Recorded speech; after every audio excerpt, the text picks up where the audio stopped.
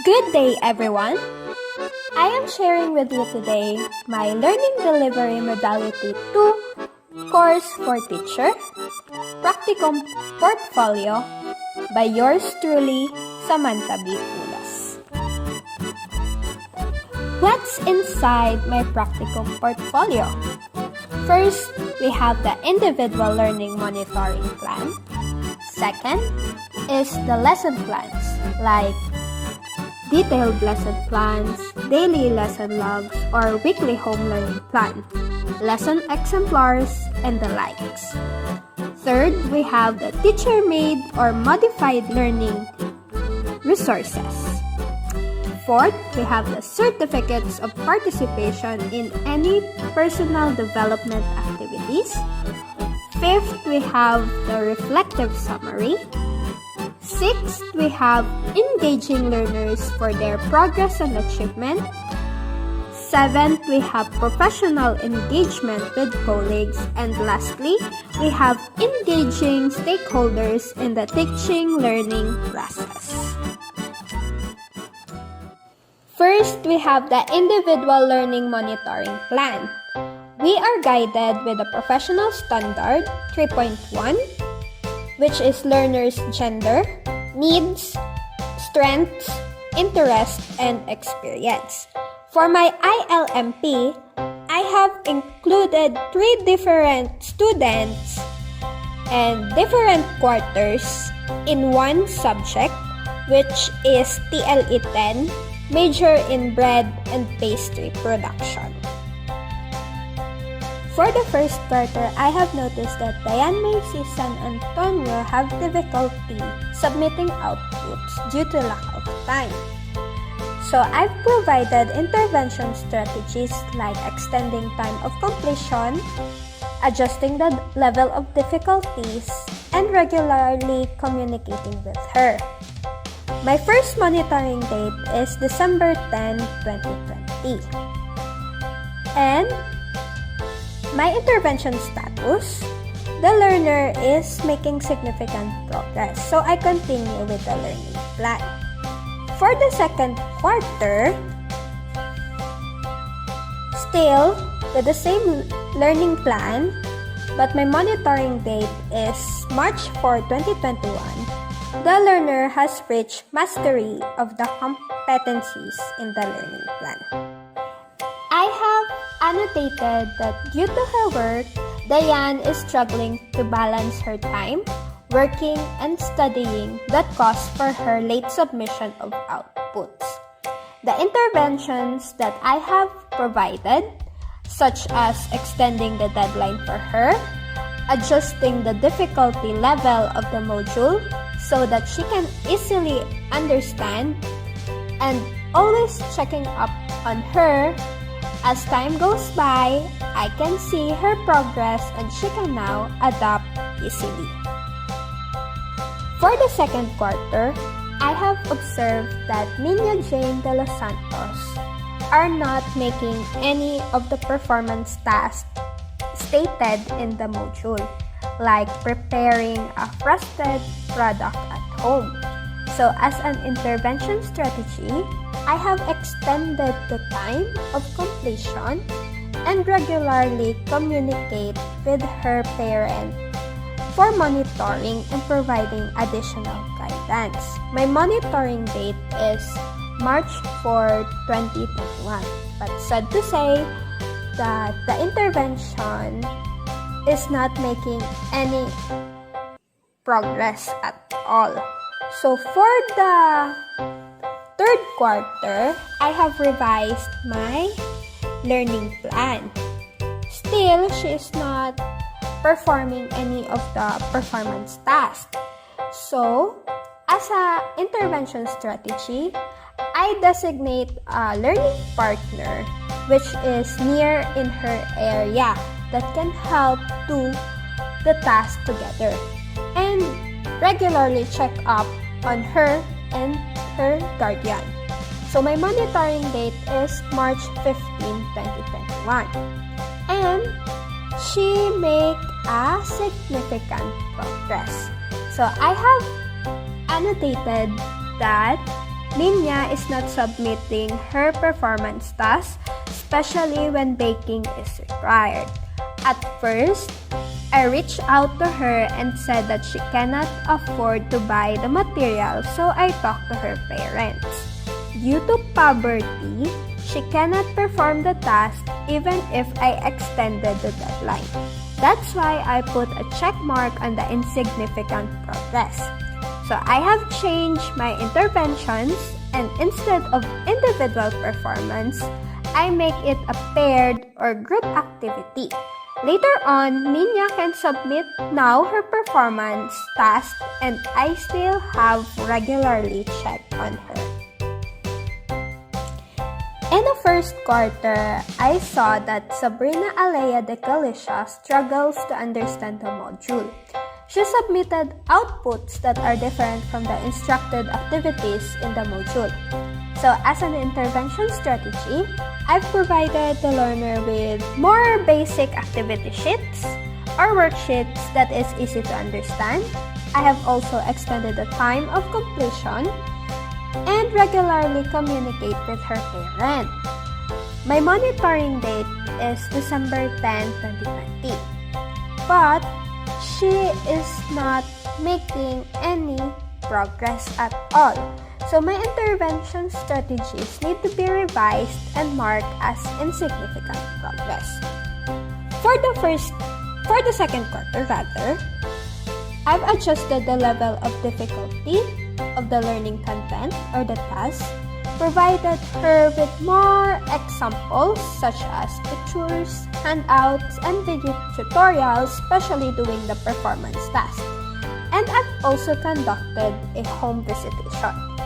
I have stated that the monitoring date is March 4, 2021, and she had made a significant progress. So I've continued with the learning plan. And for the third quarter, Sabrina has reached mastery of the competencies in learning plan. So I have annotated that Sabrina's progress is quite memorable, from insignificant progress in the first quarter to mastery in third quarter. She has difficulty in coping up with the lessons and activities in the module, especially that she has reading difficulties. She also doesn't have someone to support her in home because her parents did not finish school. So I adjusted the difficulty of her modules to her level of understanding and have a mother tongue translation. I also conducted a home visitation to help her. The second artifact are the lesson plans, such as detailed lesson plans, daily lesson log, weekly home learning plan, lesson exemplars, and the likes. We are guided with the professional standard, number 4.1, planning and management of teaching and learning process. 4.2, learning outcomes aligned with learning competencies. 5.1, design, selection, organization, and utilization of assessment strategies. I have included in my artifact my detailed lesson plan in TLE 7, also my weekly home learning plan. I have annotated that in making my lesson plan and weekly home learning plan, I make sure that my learning objectives are aligned to the most essential learning competencies, or the MELCs. I also consider different factors like activities that may suit the taste of the student, at the same time learning from it. I also include video materials that can help them more to understand the topic. Since that we don't have an online class, I send these presentations or videos in our group chats so that they have reference while answering the self-learning modules. And for those who really cannot access the internet, I prepare a thoroughly handouts and activities with guided instructions, or call them, to easily understand the lessons. I have also included a sample of my module and their outputs. I have also annotated that I am very conscious that the activities I gave is aligned to the learning objectives, and I also ensure that alignment of outcome is clearly emphasized, that all the tasks are done well. To the performance task, I make choices for the student of what they can do that is fit, and the materials are available for them as long as the competency is met. The next artifact is teacher-made or modified learning resources. We are guided by the professional standard number 4.5, which is teaching and learning resources including ICT.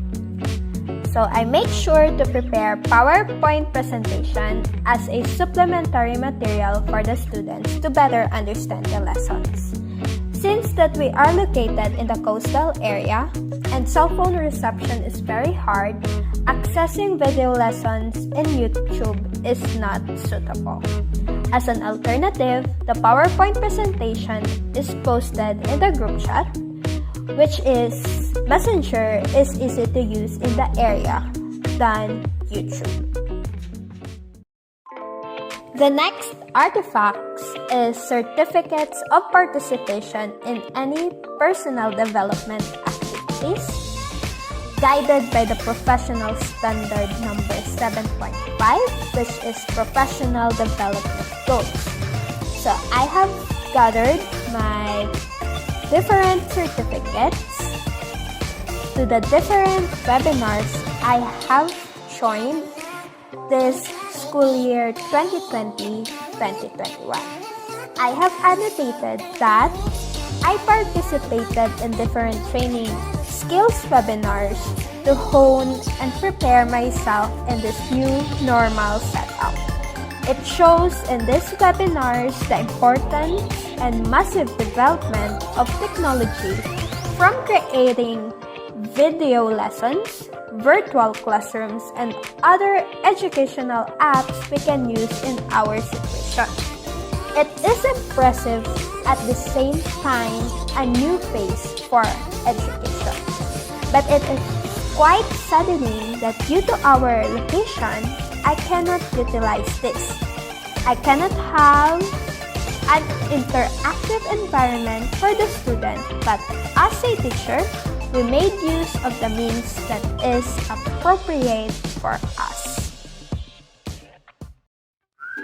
The next artifact is reflective summary, guided by the professional standard number 7.4, which is professional reflection and learning to improve practice. Teachers are proving that they are more than just facilitator of learning, and that distance learning has not meant literally. They are one of the unsung heroes, especially these trying times. I know that we face a lot of hurdles and criticisms to continue the education of our beloved students, and I know that we did our best to adapt to the change. Looking back to this school year and finishing this LDM course, I can say that it is very insightful. I learned to extend my patience and understanding, not just to my students, but also to my colleagues. We are all learning to the new normal. We build not just a team, but a mission for our learners who are the future of this country. I can say that this made me step outside my comfort zone, and it seems that I thrive for challenges. This is something that I still don't feel completely comfortable with, but the world will not stop for me, so I just have to keep forward. At the end of this course, I've learned a lot, especially on using our technology. Technology makes it easier for our situation, But as a remote teacher, this cannot help much. What we need is the help of everyone from the community to work hand in hand to teach our children. No amount of pagod can be relieved when you know that the child made progress and how grateful the parents to you. Overall, this practicum portfolio does not only reflect my efforts and performances, but also I earned knowledge, empathy, and experiences in promoting and ensuring quality education is achieved. Padayon mga kaguro. The next artifact is engaging learners for their progress and achievement. Guided by the professional standard number 5.2, which is monitoring and evaluation of learner progress and achievement, and also 5.3, which is feedback to improve learning. I have annotated that I monitor my students' progress by checking learners' assessment tools like modules, learning activity sheets, parallel tests, and performance tasks. I also made a checklist quarterly for their submitted outputs so that they are aware and guided of their progress. I also conduct kamustahan through messenger and phone calls. I know that our mental health is as important as our physical well-being. I also compliment my learners every time they send their outputs. I also give technical assistance whenever they ask help or queries regarding their module. We also conduct an actual homeroom parents meeting, but following strictly the health protocols. Due to our location, virtual meetings are not applicable. In this parents' conference, we give feedback, updates, and recommendations on how to improve the performance of their children. I also thank them for always supporting their children and reminding to be patient always. The next artifact is professional engagement with colleagues. Guided by the professional standard number 7.3, which is professional links with colleagues. I have annotated that we created a locked group chat to disseminate information about LDM and to express and exchange thoughts and opinions there. We also attended virtual and actual locked sessions, school-based and division-based for LDM2. For the last artifact, we have engaging stakeholders in the teaching, learning process, guided by the professional standard number 6.2, which is engagement of parents and the wider school community in the educative process. So I have included pictures taken during the module distribution and submission of the parents at Vito National High School. So that ends my presentation for the practicum portfolio for teachers.